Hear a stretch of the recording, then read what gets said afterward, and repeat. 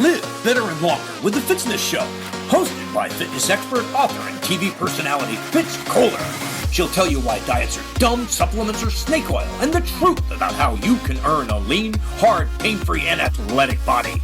Now for our favorite bossy blonde, Fitz Koehler. Well, hi team. I'm Fitz Koehler, your uber bossy fitness pro from fitzness.com. And welcome to the Fitzness Show.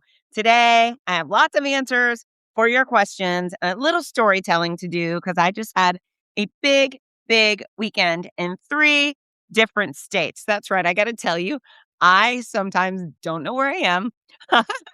I don't know where I'm going. I don't know where I've been. It has been a wild spring. I have been on the road for all but 12 weekends in a row. And it's dizzying. It's dizzying. I mean, I know my schedule in advance, right? But then it all becomes a blur. It just becomes a blur. And the places where I did things, I can't remember where I did them or where I met a person. And I'll show up in the airport and, I fly out of Gainesville, Florida, where I live. And it's a smallish town, only 100,000 or so people. So there's a lot of people who know each other. And I've been here for a while. So almost every time I get to the airport, I know people or people know me. And they say, "Where are you going?" And it just takes an outrageous amount of time for me to answer those questions. You know what I'm saying? It's a question that I should be able to say, to rattle off, because I'm so excited to go to the place. But whoa, where have I been? 3 states this weekend. So before I get started telling you all of that, a few things. Number one, I'm sorry, my throat is still scratchy or my voice is scratchy. What can I do? I talk for a living and it gets taxed. If you haven't done so already, click subscribe and download wherever you listen to the Fitzness Show. It's that download button that's really important because that means I will be with you wherever. The second I release the show, as long as you have Wi-Fi or cell reception when it comes out, it'll be on your phone and then you can listen to it whether you have reception or not. And then if you haven't done so yet, check out my books. Check out my books. I have You Supercharged, the exact formula for fitness, weight loss, and longevity. That was designed for all grown-ups in mind. If you are a grown-up, it was designed for you. In fact, if you're probably 14 and older, you can definitely benefit from the book. But it's designed for grown-ups, whether you're a boy grown-up or a girl grown-up, and you're on the older side or the younger side, whatever you're going through, I've got a chapter for you at least. Whatever you're going through, I can make you better. That's right. I want to help you live better and longer. In the podcast, I fill it with information, but it's all organized there. It's all in the book. And then if you've read it, please write a review on Amazon. Okay, moving on. So this weekend, I was in the Poconos for work. So the Mud Girl largest event of the year is Poconos in Pennsylvania. And I was thrilled to get there. I missed it last year because I was elsewhere. And Ginger announced it, and she said it was fantastic. So this year, my turn, I get to go be with almost 20,000 athletes, which was pretty darn cool. And I had a couple special athletes come out too. But heading out to Pennsylvania. Pennsylvania is a beautiful state. Listen, I say it's a beautiful state. All of the states, as I've learned, are very beautiful in their own way. You think of a state, maybe you have one vision. For example, I used to think all of New Jersey was industrial and dingy. Newark, I had Newark industrial imagery seared into my mind. That's what I thought of the whole state. And then I arrived in New Jersey and got on the highway and I thought, oh, it's the Garden State, dummy. It's the Garden State. It's beautiful, just like everywhere else. There are trees and hills and lakes. It's a gorgeous state. Why did I think it was only this one thing? I'm not sure. But anytime I go to a new place, a new town, a new state, there's always something wonderful. So Pennsylvania, lovely. And as I do before all of my trips, if I know I have even a small amount of wiggle room, I want to know what there is to do and I want to go do it. And so as I landed in Allentown, Pennsylvania, of course, I played Billy Joel's Allentown because you got to do it. It would be rude not to. You can't get there and not play that song in your earbuds while you're cruising through the airport. But I checked things to do nearby, things to do in the Poconos. And I've been to the Poconos before, but I certainly haven't done everything So I found several waterfall parks. And then I asked the old chat GPT, which is the best? And they said, go to Bushkill Falls. And I did. And it was fantastic. It was several waterfalls, and they had a short loop to walk and do sightseeing, or a medium loop, or a very long loop. And I chose the medium loop because I got there kind of late. And I wasn't sure if I'd be able to make it around before the park closed. But the waterfalls were gorgeous, and the air was fresh. And I would say about 50% of the loop I was on was trail, just on the ground, the gravel, which I love. I love when I get to walk on rocks, big boulders. It just makes me feel like I'm a kid, when I get so it's climbing or walking on rocks makes me feel like a kid, and also doing anything in the rain. If I'm being rained on, it makes me feel 5, which is a lot of fun for me. I bet many of you feel like that soon. In fact, I remember quite a few years ago, it was me and the kids were driving at this point. We went to a restaurant, and when we were walking out, it was pouring rain. And I was trying to get the kids, I could have told them, you go get the car, but they didn't want to. And I said, I'll go get it. And I ran out into the parking lot, and maybe 3 steps in, with the water hitting my face and the splashing going on below my feet, I remembered, oh, yeah, dummy, you love this. This is fun. And so I ran across the parking lot with great joy to get my car. And I always try to remember that I enjoy being rained on. Now, mind you, if I'm headed to a fancy event and I look fancy, maybe I don't want to be soaked. But if it's just a regular day, who cares, right? I don't think anything in my regular day happens because I look a certain way. So anyways, I loved climbing over the rocks to move forward, but not the whole place wasn't a rocky, gravelly place. There was just a little bit of that. And then there were stairs taking you up and down next to the waterfall. So it was a really good exercise session. I had been flying all day. Then I sat in my car and I drove an hour and a half to get to the Poconos. And then I got to get out, and I was all by myself, which, it's great to have company, but it's also great to be alone. I know so many people are afraid to even go have lunch alone. They feel like, I could never do that. It would be weird. Everyone's staring at you. No, if somebody else is in a restaurant, they're staring at their food, they're staring at their friends, they're reading a newspaper. They don't care what you're doing with your sandwich. you can you can go places, and it's just fine. If you're one of those folks who are nervous to be out in a restaurant eating, this is your assignment for this week. Go do it. Go to a fast food restaurant, or a medium fancy restaurant, or a high class steakhouse. Just go sit there alone. Don't even surf on your phone. Just sit there and be a person who belongs, right? You are a valid person, and you have every right to take up a seat in a restaurant, whether someone is with you or not. So that's one of those things I would really love to encourage you all to do, because it's about progressing as a person. You may be a 45-year-old person or a 60-year-old person with a job and a family, but if you're still afraid to go sit in a restaurant or do other things alone, you've still got work to do, and we can make progress with that. So anyways, I enjoy the opportunity to do things alone.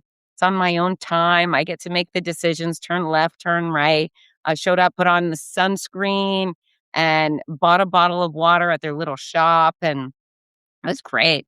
It's just so refreshing. I do enjoy just getting outdoors, and of course seeing new things. And there's overview for, you go up to a certain place, you can see the Delaware Gap. I don't really know what the Delaware Gap is. I meant to look it up, but I didn't want to use my phone too much while I was out there. So I figured I'll research what the Delaware Gap is at another time. So I guess I should probably do that today. Whatever it is, it was beautiful. It looked very, very nice. And then on I went, and towards the end of my hike, which was a good workout, it wasn't a killer of any means, but it was a couple of miles of quality exercise, up, down. It felt really good. I ran into a man and his dog Miko is a little bit Instagram famous, and they were so sweet. His dog Miko was a golden retriever with a black tongue, and I gave one of those, "Can I pet your dogs?" Because the dog was walking towards me. He said, "Sure." And so I sat there, and I was able to give Miko a little love. Miko really wanted to go, 11 years old and just on the go. And this guy said, "This is what I do every day. I adventure with Miko." And if you look at their Instagram page. I think it's called Ya Miko. You can find them tag on my Instagram post. It's easy to find of me and a golden retriever. But yeah, what a lovely group. And Miko's dad told me all about the places nearby and gave me some great advice. And it's nice. Nice to meet people on the go. Now, here's the other thing is I was there walking alone because I knew there were people around, right? I guess it's a state park, but there were others in the vicinity. I often want to go hiking on a mountain in certain locations, and I think better of it, right? I don't want to end up as a Dateline special. I don't want to be that small single female who wandered off in the woods and got chopped up or raped or any of those things. And it's unpleasant conversation, but it's the reality. So I don't always do that. And I don't want anyone out there to think that I'm roaming the woods alone like a dummy because, I mean, no, I'm safety first for sure every single time. But when I arrived at the park, there were many people around and I didn't feel like it was densely populated wherever I was, but I know that if I would have screamed, somebody would have heard me. And so that's one of those factors. I think if I scream, will someone hear me? And if the answer is yes, I'll do the thing. But if I know that I might be actually alone and there might be a bad guy in the woods or a bear, for example, I'm not going to go alone. So yeah, wandering around the trails. But Miko's dad was a complete gentleman and lovely. And it was just nice to make a little friend. And I said, "Are you on Instagram?" And they said, "Yes." And we connected and we've chatted a little bit since, which was lovely. So did that. And then I think I went and had a lovely Mexican dinner by myself and chilled out in my hotel. And that's great too. There's some great value in just downtime, right? Don't you love the opportunity to be alone? I've never lived just alone. I've never lived by myself without a roommate or family. So yeah, right. My kids are still here. I love them. They'll probably eventually leave. But for right now, I'm with people. And when I go to my own hotel, it feels like I got my own pad. And boy, I think I spend about 100 nights a year on the road. So I'm kind of like living alone a little bit, right? Right. So that was that. And then Saturday and Sunday, all day, were Mud Girl. Now, Mud Girl varies from location, the size of the events. This is definitely our largest of the year, almost 20,000 athletes. And I've explained this before, but I'm going to do it briefly again in case somebody doesn't understand how Mud Girl works. It's not like a regular marathon or half marathon where I'm at a start line, I yell go, the mob takes off. Sometimes I have to yell go multiple times because we break our start line into waves just so our course isn't too crowded. But with Mud Girl, I'm exclusively at the start line all day.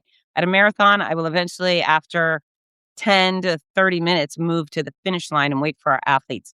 Mud Girl, I only do the start line. We don't have an announcer at the finish line. They hear the music, they hear my voice, they come through. It's trust me, it's just fine. It's not really the type of environment that it needs an announcer there. But I start off the morning at 8:15, welcoming athletes towards the start line. There's maybe an 80-yard start line chute with barricade fencing on the side. So all the athletes line up into the chute. And again, it's 80 yards wide and it's probably 15 yards wide. And so when I welcome them through, they all run through the cargo net into the start line chute, and then they're there with me. Now, I can only send about 100 to 150 of them off at a time so we don't get logjam at the obstacles. So I talk to everybody, we all dance, blah, blah, blah, and then I'll gather about 100 and something up, huddle, we do a little thing, and I cheer, and I send them off, and then they all shift forward. If it's a smaller event, let's say there's only 5,000 people on a day, I might get some pauses, some 20-minute break or a 10-minute break where it's a small amount of athletes. We allow them to wait at the start line and let more athletes accumulate. Maybe I'll get a drink or I'll sit down or I'll put on sunscreen or have a sandwich if it's lunchtime. At the Poconos, there was almost no time for any break at all because the wall of people just kept going. It never stopped all day. And I really love that. I got to tell you, I love the chaos. I love the energy. I love the power of this wall of people coming at me. I find it very exciting. Is it tiring. At the end of the day, I feel it. I don't normally feel fatigue while I'm working because I'm jacked up on go-go juice, thanks to our athletes. I just want to be with them, and I don't get tired. People are always asking, "Are you so tired? Oh my God, how do you do that?" And I feel like, how could I not? How could I not keep the energy up high? Because they're so fun, and I certainly wouldn't want the people that came at 1 p.m. to get any less fun than the people who arrived at 8:30, right? So it's very impressive, and not me, them, the amount of people, very impressive. They were so much fun. Also on Saturday, middle of the day, it just poured raining for about an hour, and I thought it was awesome. I loved it. And when, I'm having more fun because I love the rain and it's invigorating, right? Everybody there is all woohoo because of the rain. There's a few grouchy gusses who are shivering, saying, "Hurry up, I want to go." But the rest of the people are dancing in the rain. And it's just, I don't know. I love it. Did I tell you that? Have I mentioned enough that I love it? Because it's a freaking great time and everybody looks a little extra when they're soggy. And also when it rains, especially heavy rain, it makes our course even better. All the water obstacles, the mud obstacles are even muddier, even more splashier. And the athletes come through even more filthy. And it's just, you know, it's awesome. So on Sunday, which was just slightly smaller than Saturday, special guest, Yassine Ghanem. If you listen to my show on the regular, you probably hear about Yassine. I met him at Buffalo Marathon 2 years ago. He was finishing his first marathon about 50 yards before the finish line. His body said, "Nope, not doing it, not going to go." And so I walked over to Yassine, threw an arm underneath his and, supported him as he crossed the finish line. And Yassine and I have been besties ever since. But he made the trip. Thank you, Yassine, all the way to come to the Poconos. And it was so sweet. Lovely to see him. I introduced him to the crowd a couple times, and they were all very excited to meet him. He made me a sign. It was very cute. It said, "Not all heroes wear cape." Mine holds a microphone, and it was beautiful. So again, thank you, Yassine. And then there's these chicks. I mentioned them in an episode. I think I was talking about New Jersey Mud Girl, or I think it was New Jersey Mud Girl. Anyway, they came out long sleeve shirts, long pants, and long skirts. They were beautiful, young 20-somethings, and they had the most insane energy. And I asked them, I said, "What do I call you?" They said, "Legends." And they took over my stage. They were so much fun. And even when they crossed the finish line, big fun, big dancing. We ended up having a big dance party at the finish line, inspired by them because they were a great time. But, and mind you, everybody shows up, most everybody, a Mud Girl dressed in a unique way. People are wearing matching outfits, sometimes silly costumes. We had the Minions this week. We've had cows and pickles and you name it. Superheroes, we've had it all. But DJ Lurk and I, we were trying to figure out, like, how do they know each other? Where did they come from? Now, when we were in New Jersey, I thought maybe they might be Amish or something like that, maybe a more conservative religious group, right?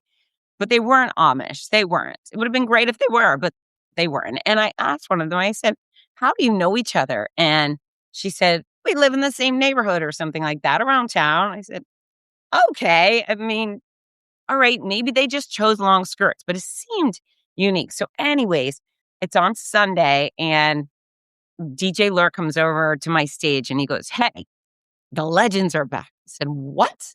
He goes, "The Legends are back over there." And I look, and he's saying it in my ear. Nobody can hear him. But I look and there they are.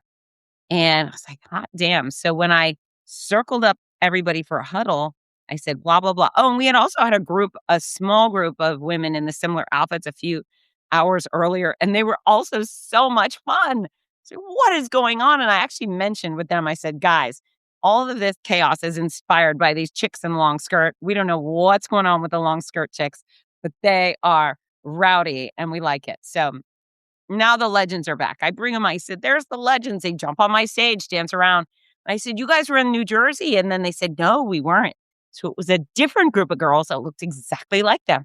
And Lurk and I were scratching our heads saying, what in the world is going on?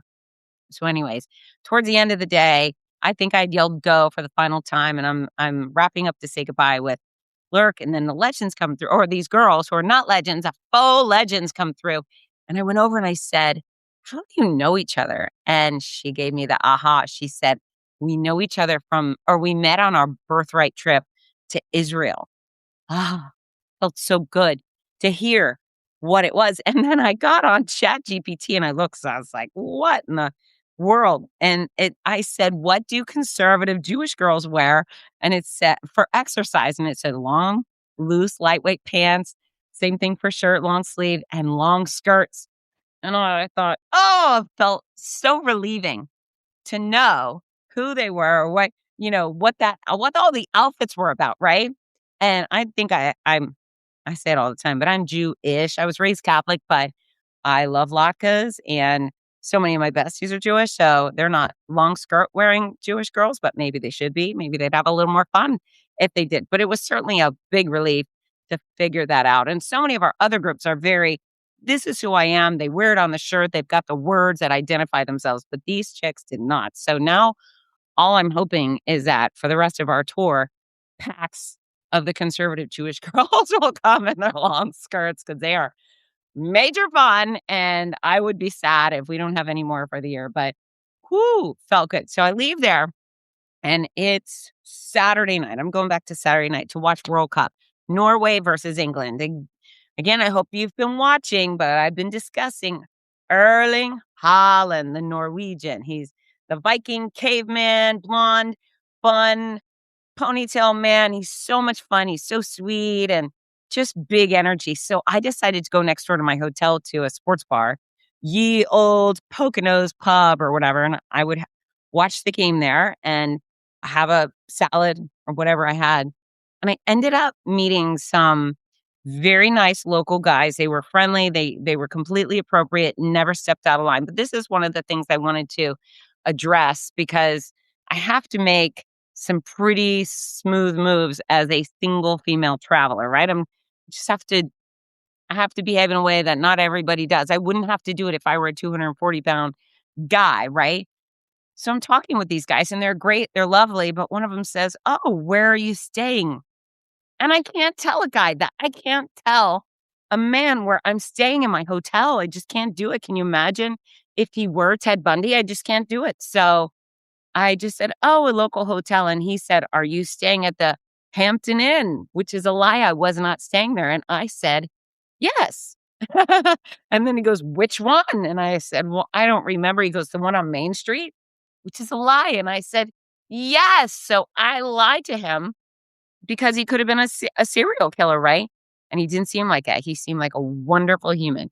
But how do I know? So he and his friend leave, and then another man comes in, very Northeastern, kind of I don't know, whatever Northeastern guy is, it's him. Again, sweet as pie. And at some point, I need to use the restroom. I have a new Diet Coke. So I move my Diet Coke to the side away from him. I put a napkin on it. And then I go by. There's a woman and her husband sitting next to me. And I asked the woman, I said, could you keep an eye on my drink?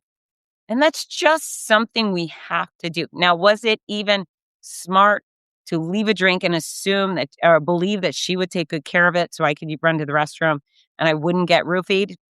That's a decision I made. But I have in the past taken perfectly fresh or full beverages and asked the bartender, please refill this. I've walked away. There's also a product my daughter has. We bought it for her while she was in college, but it's a scrunchie and you put it over your wrist while you go out. And then if you have a drink, you can wrap it over the straw and it protects your drink so nobody can put anything in it. Anyways, just a little things. It's something I think of sometimes. And I thought, gosh, I need to share that on the Fitzness Show because, shit happens and we have to make good decisions. And stuff like that goes along with health, right? It's overall health. It's not just about doing yoga or strength training. Health is mental health. It's watching your back. It's not wandering off into the woods alone where people can hear you scream. It's not telling people which hotel you're in so they can find you. And so, I don't know. It's just, that's part of it. And so many people are like, damn it, that shouldn't be. And you're right, it shouldn't be. Also, not every guy's a bad guy. And I feel bad for lying to them because they're probably decent people.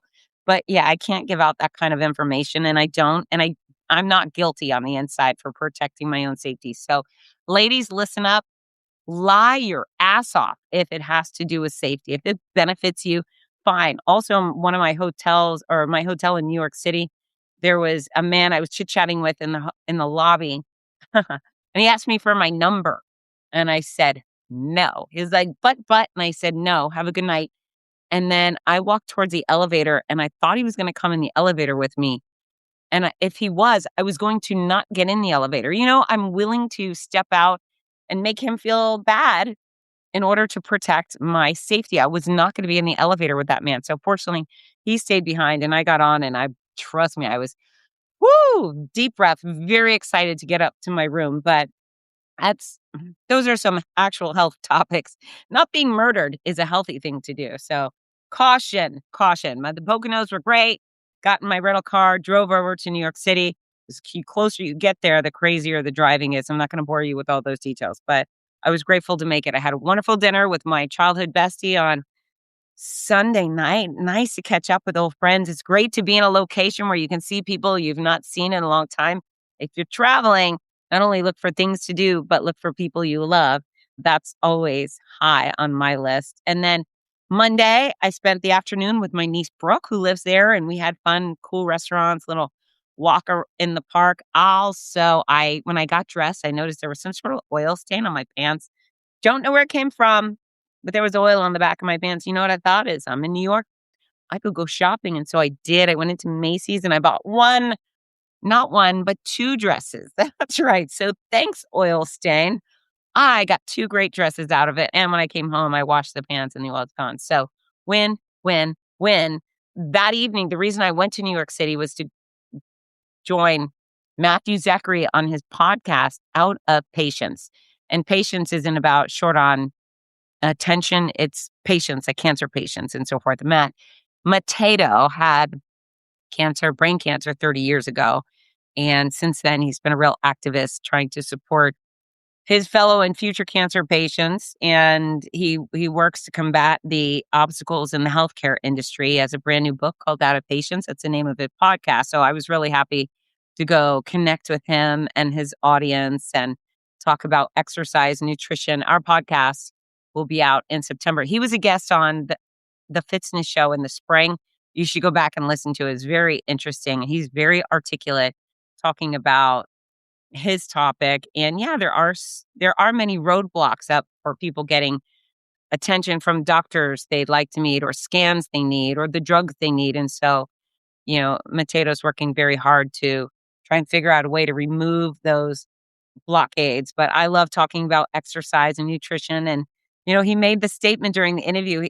He asked, well, if someone like you could have cancer, what's the point? I was like, gosh, there's the point. I bragged about Michael Jones and how he's really kind of zapped himself from the Parkinson's symptoms because he's so fit. And we can make our life better. And it's never futile. It is never futile. It is always worth your effort to try to have more energy, more strength, more stamina, more balance, more mobility. I mean, it's energy and quality of life versus stagnation and suffering and pain, even for cancer patients. So I think it was a really good conversation. I'm excited for it to come out. Now, listen, I posted on Instagram a photo of me and Mateo on Instagram and mentioned, we had this conversation. We're working to make life better for cancer patients. And some lady, holy mackerel, I think it was on Instagram. No, it was on Facebook.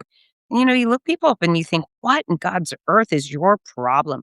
I don't know who would look at the work I do and find a lot of flaws. Like, how dare she try to get people to exercise, right?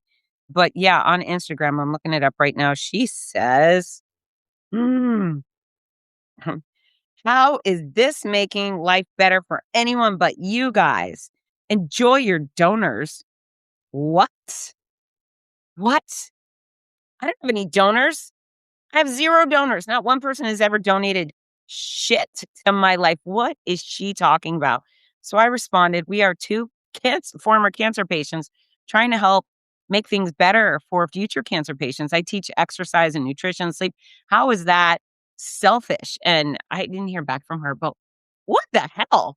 What the hell? I mean, who is she? What's her problem? Just have a real I'm really confused why people are a-holes and why they would just be so mean out of the blue. What in God's earth is wrong with her? I don't know. So she hasn't gotten back to me.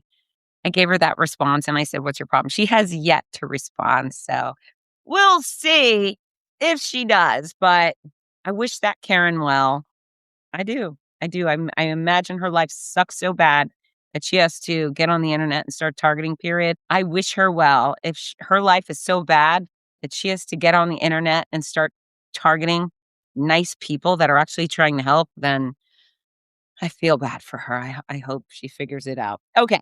Final New York comments. It was a great trip, and my room, I looked out the window and I had a view of the Freedom Tower, and right behind it was the Statue of Liberty, which was pretty special. I love her so much. And she was pretty far off, but when I got on my cell phone and zoomed in, I could see her quite nice. Also, here's a highlight. The gentleman who checked me in to my hotel, they were very, very lovely guys. And I was walking away. One said, "Hey, you look like, or you remind me of Margot Robbie." And I thought, thank you. That was very nice. I've had some weird comments about who I do and don't look like. Namely, I've gotten a few Nicole Kidmans, which aren't bad. Trust me, she's beautiful. So that's very kind. But Margot Robbie, I thought that was fun. I was all, hey, Barbie to me. So thanks to those guys. It was a great trip. And we will be right back. My brand new book, You Supercharge, the exact formula for fitness, weight loss, and longevity, is out right now and has something for everybody. Ladies, chapter Full Throttle Femininity is dedicated to all the things you think you can't control, including menopause, weight loss, maintaining muscle mass, building bone density, and earning yourself a JJ of steel. Guys, chapter Man Mode was written just for you. You'll learn how to combat menopause, tune up your ticker, banish a beer belly for good, maximize your muscles, and earn the most powerful pecker on the planet. From the ground on up, from the inside and out, let's supercharge your body and mind and make you unstoppable.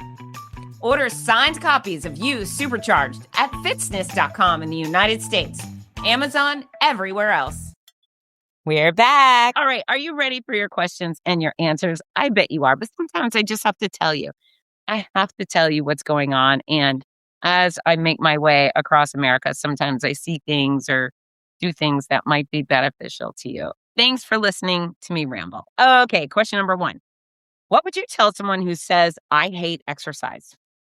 Well, hate's a very strong word. Number 1, I don't think hate should be used for anything other than maybe cancer and ISIS or terrorism, for example. I think hate is overused and it's a loathsome feeling and shows a lot of contempt and there's a lot of toxicity. So maybe not hating a sandwich and not hating a song and not hating a politician and not hating exercise. I think lighten up. You should not be hating things like that. But do you hate exercise more or less than you hate osteoporosis? Than you hate heart attacks or strokes? Do you hate exercise more than back pain? You know what I'm saying? So you don't have to exercise. In fact, I want to make an announcement for everyone on earth. You don't have to exercise, but know this. If you do not exercise, there will be consequences. You will have suffering. Your life may be cut short. Worse, you may have a really long life that is really miserable, right? You trip and you fall and you break things and your bones are weak and you cannot go have the fun you want and you can't sleep well and you have no endurance. And it's a difficult life. If you are not exercising deliberately, things will only get worse and worse and worse every year you're alive. So that's what I'd say. You definitely don't have to exercise. But on the flip side, you could just figure out how to exercise in ways you think are fun. So sometimes people say, I hate running. I say, I don't care. Do not run. Running is only one of a bazillion forms of exercise. If you don't want to do it, fine, don't. Go ride your bike, go walk, go dance, go do karate, go cross country ski. Oh gosh, there's a lot. Hike up a mountain. There's so many opportunities and options that are not running. And so what do you really hate? Are you just a person with a bad attitude? Maybe you're a person with a bad attitude. Maybe you tried a sport and you weren't good at it, or you tried running and you decided, oh, this is hard. Yeah, it's freaking hard. That's why it makes you better. It challenges you. So maybe you're doing it the wrong way. Maybe you need some encouragement. Maybe you need a trainer. Maybe you need to listen to the Fitzness show or use the Fitzness YouTube channel to learn. And then if you're informed and you go out exercise with a little bit of knowledge, maybe quite possibly you may enjoy it and perhaps it will feel good. Perhaps if you read You Supercharged, you would have a new respect for exercise and then you would understand how and why it works and you would be able to adopt healthy habits that move you forward one step at a time. So that's my response for those who hate exercise. Hate it, but you should do it. Okie dokie. Next question. Should I really be tracking everything? No. Tracking can be real freaking boring and really unnecessary. However, if you have goals, you should be tracking the steps that you've laid out to get you there, right? If you've made a plan, you should be able to track your plan, make sure you're sticking to it. So if your plan includes weight loss, then you should track your calories, your exact formula for weight loss. Do you need to track your macros, how many protein grams and how many carbs you consume? And no, have I ever in my entire life tracked a carbohydrate? No way. Would I do it?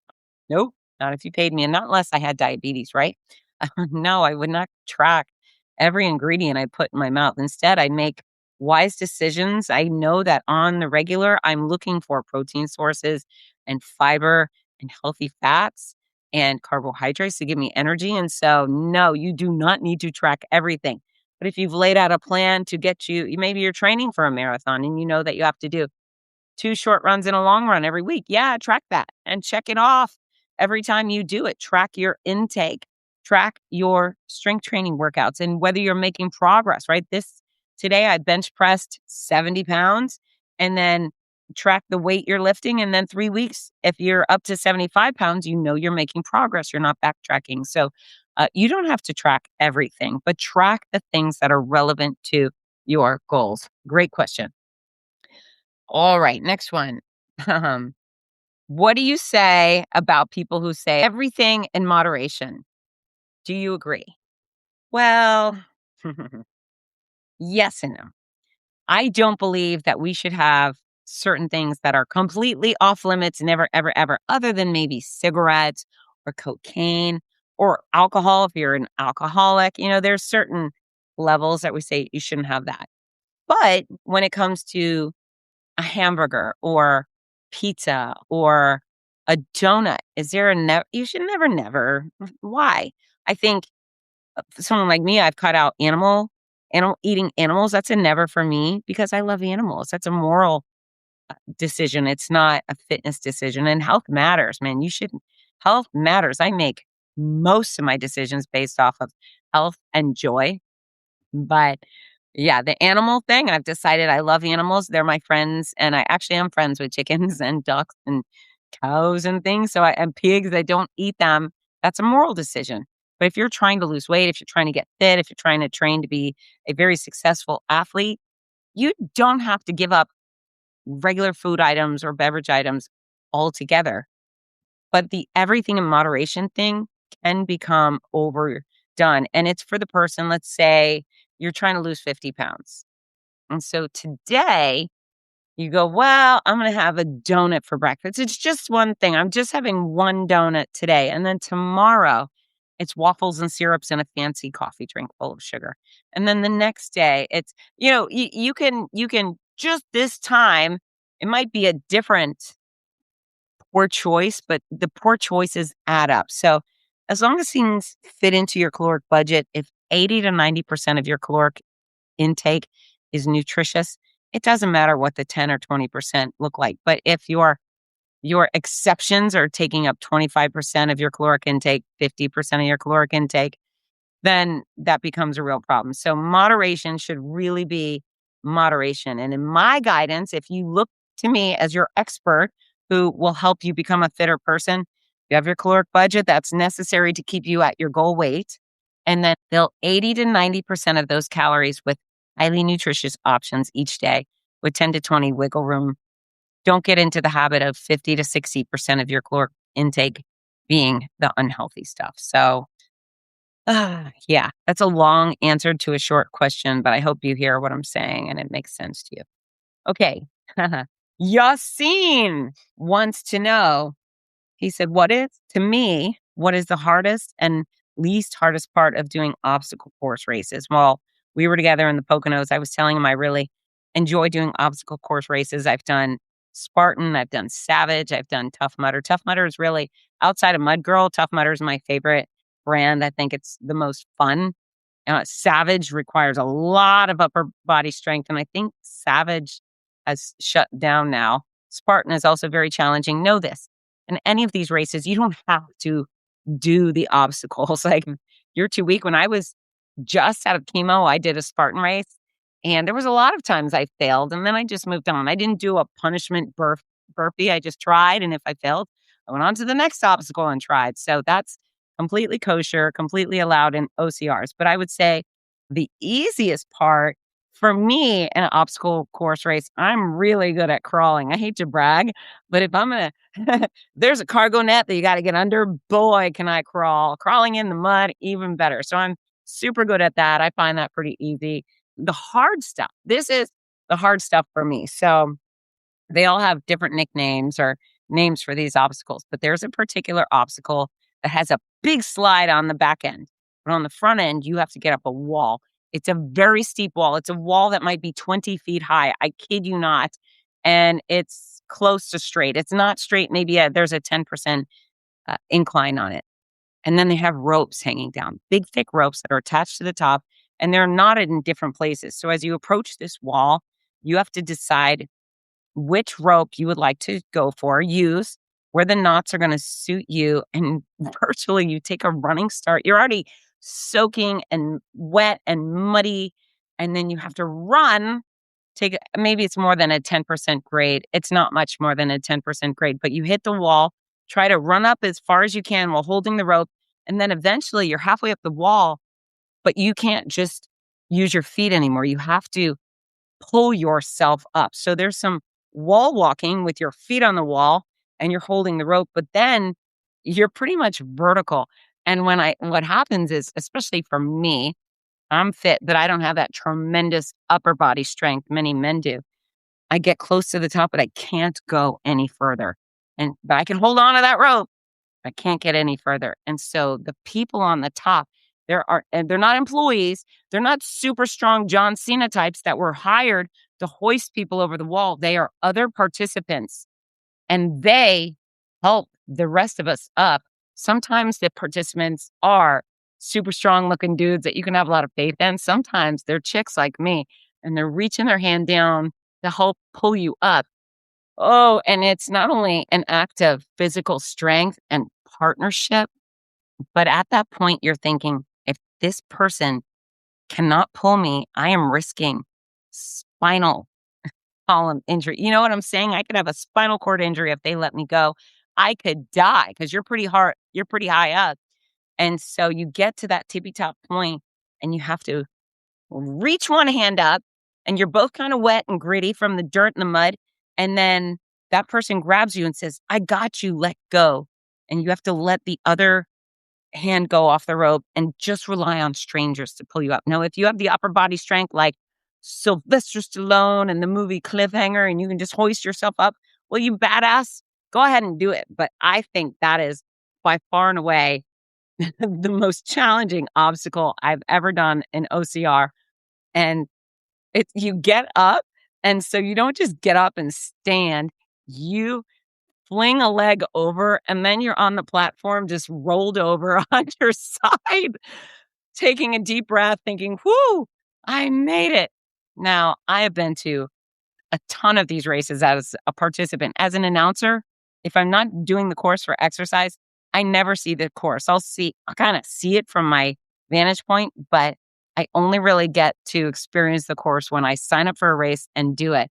And that experience I've had many times. It's so hard, but I've also never heard of anybody getting dropped. You know, that fear I have of being dropped by a participant. I've never heard of it happening. I've never heard of somebody ending up with a spinal cord injury because they were dropped off this wall. I think everybody makes it over. And much like getting into a lake full of alligators, those are the odds I play. But yeah, that's definitely the hardest thing I've ever done at an obstacle course race. And here's the thing is you get over and you feel like a badass. I did it. I can't believe I did it. And you're jacked up with adrenaline and excitement and relief. And it's those feelings you cannot generate on the couch.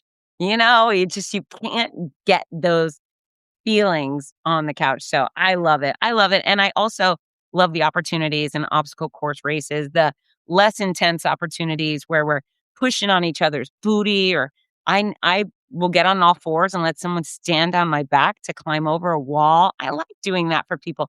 It's that generous spirit, it's camaraderie, it's teamwork, and the racing community, we sign up as individuals usually. There's some team races, but for the most part, we sign up as individuals, but we're never alone. And the running community, the OCR community is so wonderful. And it's just nice people out to have a good time and have some adventure and improve their health. And when we get to help each other, it makes us all feel good. So that's a great question, Jason. Or Yassine. And we will be right back. Are you looking for the perfect gift for a loved one battling cancer? The Cancer Comeback Series by Fitz Koehler offers hope, inspiration, and practical guidance. With Your Healthy Cancer Comeback, My Noisy Cancer Comeback, and the Healthy Cancer Comeback Journal. These books are a lifeline for all patients and survivors. Right now, you can order autographed copies at a special discount. Show your support and help a loved one go from sick to strong. Visit fitzness.com today. That's FITZNESS.com. Fitzness.com. We're back. So Jason Rue, he's got a more complicated question. What did he say? What should he be taking on long runs and triathlons? He's a former diabetic, so he really needs to manage his insulin and his sugar, but he's not a supplement guy. So I think that comes with practice, Jason. Jason, for certain, you should be talking to a registered dietitian. Whenever someone says the word diabetes, it tells me you need extra above and beyond my fairly general fitness guidance. Speak with a registered dietitian because you do not want to suffer the consequences of low blood sugar. Yeah, that's not good for you. It's not good for anybody, to be quite frank. So speak with a registered dietitian. Let that person guide you. I highly recommend Tara Guidus Collingwood. She's a friend of mine. You can find her on Facebook or Instagram. She's the Diet Diva. It's dietdiva.net. I think the world of her. I think she's brilliant, and she would be an excellent resource for you. But for the rest of us, hydration, number one, we have to stay hydrated. If you're going out on training runs and you don't know that there's definitely a water fountain at the park that you're going to be able to access, bring water. Some people run with water bottles in their hands, or there's these little straps that you can add to hold a water bottle onto your hand so you don't have to close your fingers and fist the whole time. You don't have to make that effort. You could get a Camelback type vest. I say Camelback. That's a brand, but you could get a hydration vest with the little tubes. I need lots of water, lots of Gatorade if I'm going beyond, say, a 5K. And so hydration. And then the further you go, the more likely you're going to need some sort of energy bar, right? Something with whole carbohydrates and maybe a little protein, something to keep your energy going to make sure you don't bonk. Also, you may need salt tabs if you're out sweating profusely.